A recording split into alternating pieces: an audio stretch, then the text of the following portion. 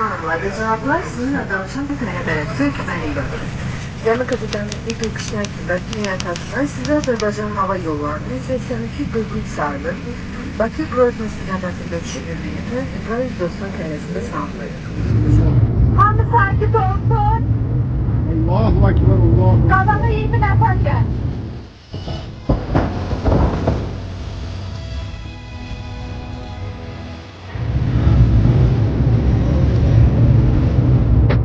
Hamı eğlensin, namuslu durmaq olmaz.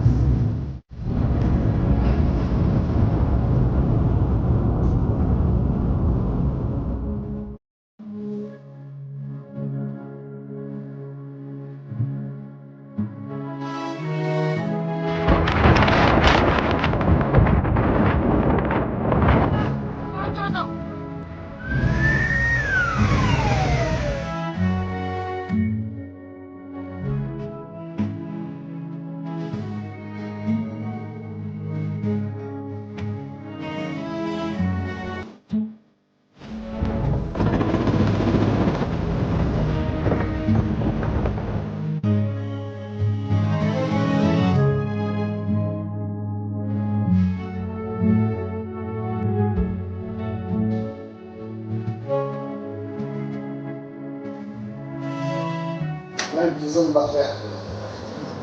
Bu ne güzel daha iyi yaşarsın. Memnunum çok.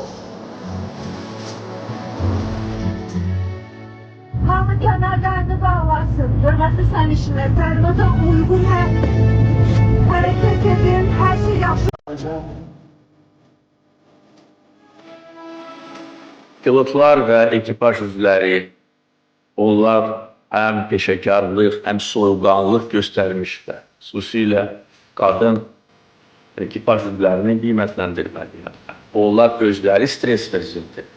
Ancaq sərnişinləri sakitləşdirmək üçün, təyyarə içində xaos vəziyyətini yaratmamaq üçün görün nə qədər onlar böyük